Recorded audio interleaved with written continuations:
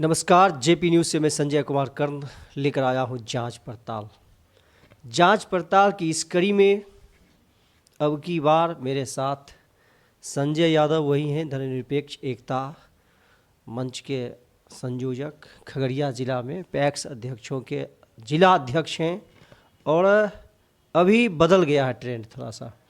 तो ट्रेंड है, ट्रेंड वही है कि धर्मनिरपेक्ष एकता मंच है ही, लेकिन एक पद मिल गया है। राष्ट्रीय लोक जनशक्ति पार्टी ज्वाइन कर लिए हैं। राष्ट्रीय लोक जनशक्ति पार्टी यानी पशुपति कुमार पारस जिस पार्टी के राष्ट्रीय अध्यक्ष हैं, राष्ट्रीय लोक जनशक्ति पार्टी खगड़िया जिला के जिला अध्यक्ष पद पे सुशोभित हुए हैं, उनको सुशोभित किए हैं उस पद को।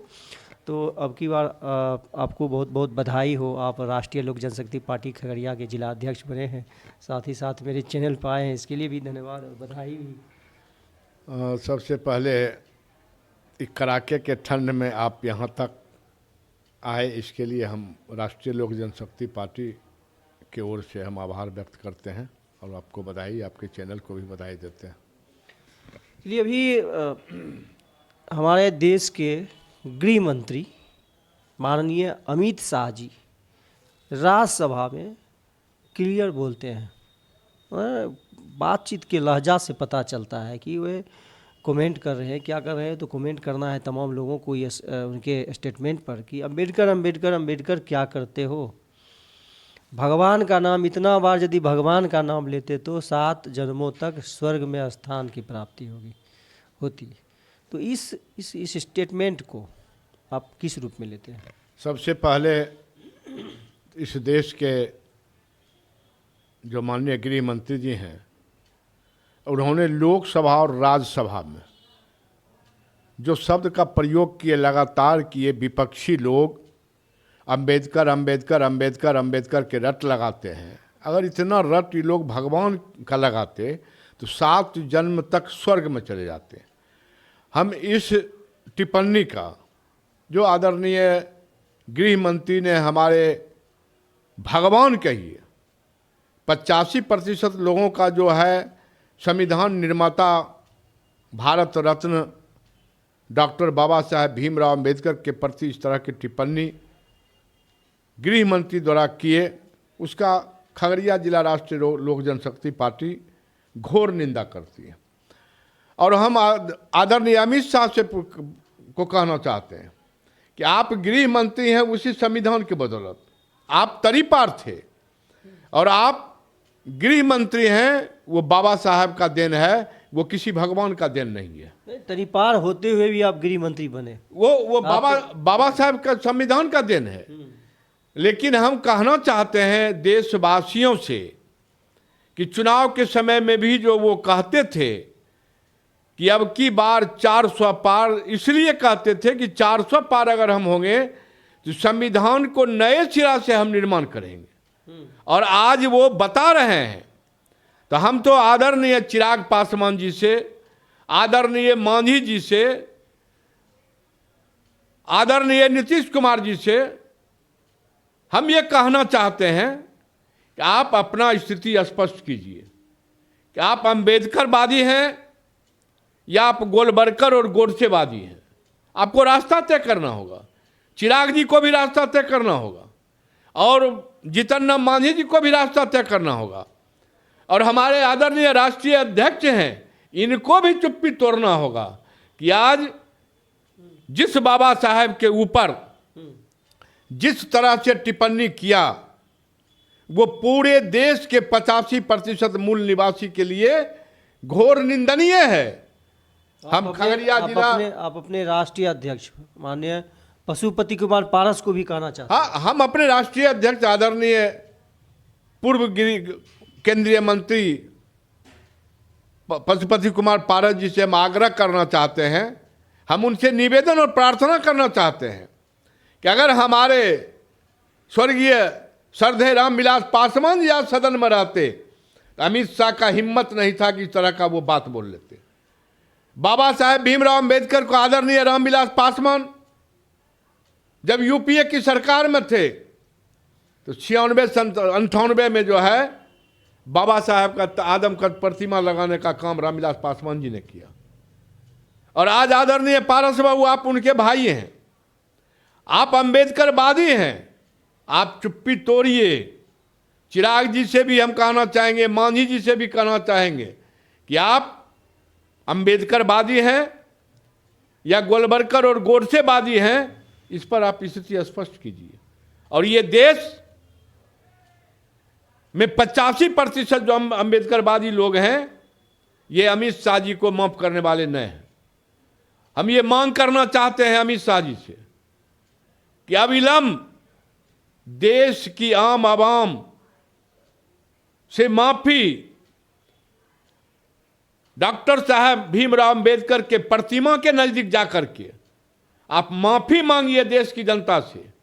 माफी मांगने से क्या हो जाएगा? नहीं, माफी मांगने से होगा कि हमने गलत बोल दिया, हमरे मुंह से गलत बोला गया।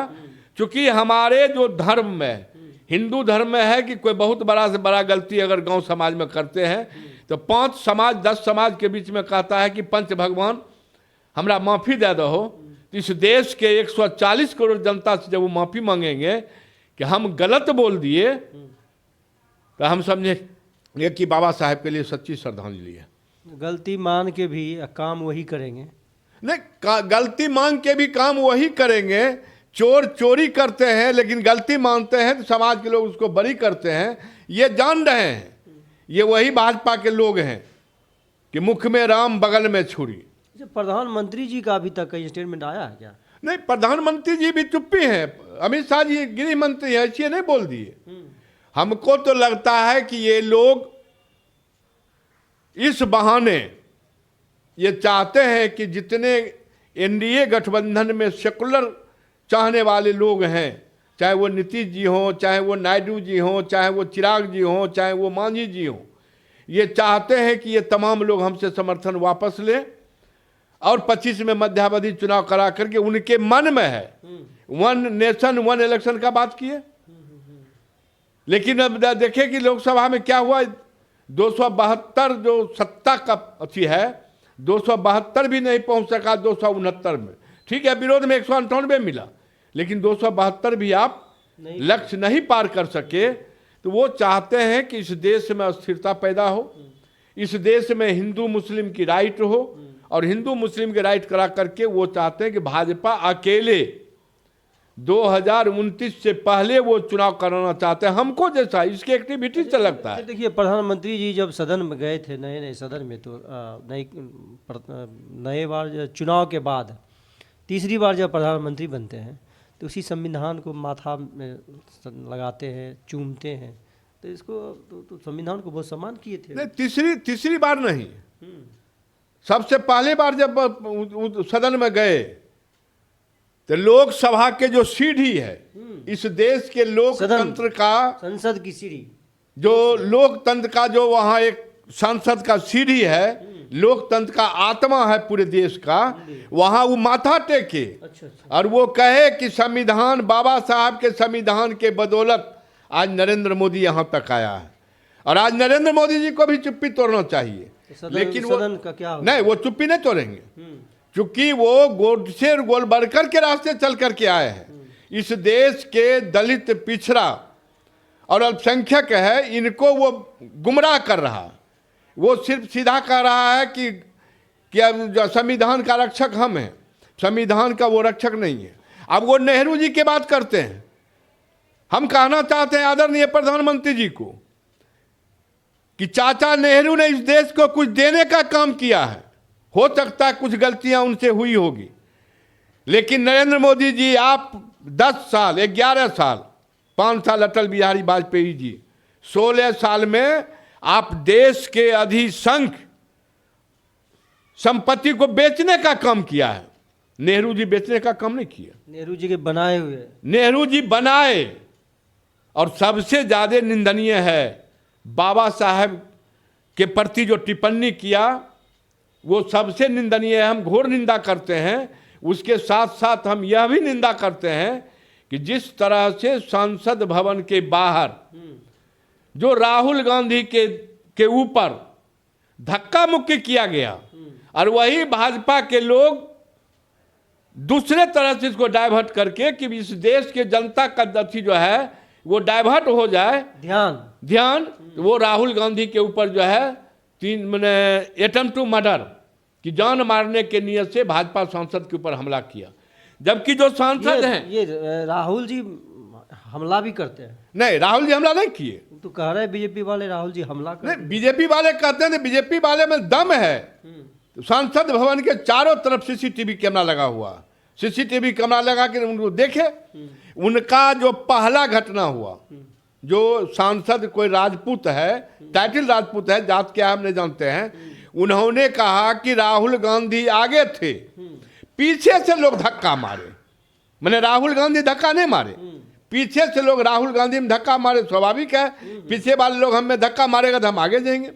फिर एक और सांसद हैं, वो कहते हैं कि ने साजिश करके ऐसा किए हैं। हमारे आदरणीय पूर्णिया के सांसद पप्पू यादव जी ने स्पष्ट कहा कि इस कार्यक्रम में राहुल गांधी जी नहीं थे। राहुल गांधी जी सदन के अंदर थे। जब आगे में जब विवाद हो गया संसद के बाहर सीढ़ी पर, तो पप्पू यादव जी राहुल गांधी जी को बुला के लाए, आप जाइएगा तो दोनों का मध्यस्थता कर दीजिएगा।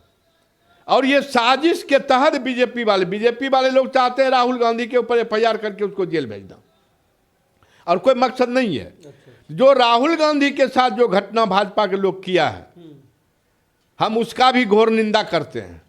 और हम मांग करते हैं महामहिम राष्ट्रपति महोदय से, हम मांग करते हैं महामहिम लोकसभा के अध्यक्ष से कि आप अपने लोकसभा पार्लियामेंट में जो सीसीटीवी लगा हुआ है चारों तरफ, आप सीसीटीवी को खंगालिए और उसमें जो दोषी लोग हैं उनके ऊपर कठोर कार्रवाई कीजिए। लेकिन वो नहीं करेंगे।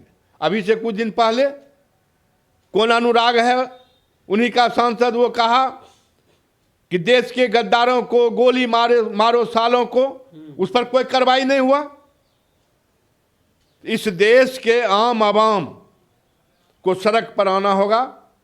आरएसएस और गोलवलकर के विरुद्ध ये भाजपा के लोग संविधान का मुखौटा पहन रख रहे हैं, और विरोधी को आज से 75 वर्ष पहले नेहरू जी की बात को वो करते हैं। और तुम 16 साल के बात न करो, 5 साल अटल बिहारी वाजपेयी जी और 11 साल तुमको हुआ, तुम 16 साल का बात करो। आरक्षण के मुद्दा पर देखिए, इन्होंने इत्मीनान से दलित का भी आरक्षण किया। उस आरक्षण पर जब विरोध हुआ तो उसको भी ठंडे बस्ता में डाल दिया। जो ओबीसी का आरक्षण है, बाबा साहेब भीमराव अंबेडकर जी ने जो है दलित पिछड़ा को जो आरक्षण दिया था, वो आरक्षण नौकरी के लिए नहीं दिया था। वो आरक्षण दिए थे कि उस जमाने में, आज से 100 वर्ष 200 वर्ष पहले छुआछूत का भावना था, उसको पाटने के लिए उन्होंने ये आरक्षण का व्यवस्था की है संविधान में कि छुआछूत समाप्त हो। लेकिन आज के तारीख में भी देखिए, वहाँ कहाँ हरियाणा या कहाँ है, वहाँ का दलित जो है खटिया पर बैठ गया तो उसको मारते मारते मार दिया। ये भाजपा के लोग सिर्फ मुख में राम बगल में छुरी वाला काम कर रहा है। आगे कह रहा कि हम संविधान हितैषी हैं। ये संविधान हितैषी नहीं है, ये संविधान के दुश्मन है, लोकतंत्र के दुश्मन है, गरीबों पीड़ितों शोषितों का दुश्मन है। इस देश के 85% आवाम को जगना होगा। चलिए, बहुत बहुत धन्यवाद। आपने अपने पुरजोर तरीके से अमित शाह जी गृह मंत्री के उनके फैशन वाले कि अम्बेडकर फैशन हो गया है, लोग फैशन इसको मानते हैं, तो इस बात को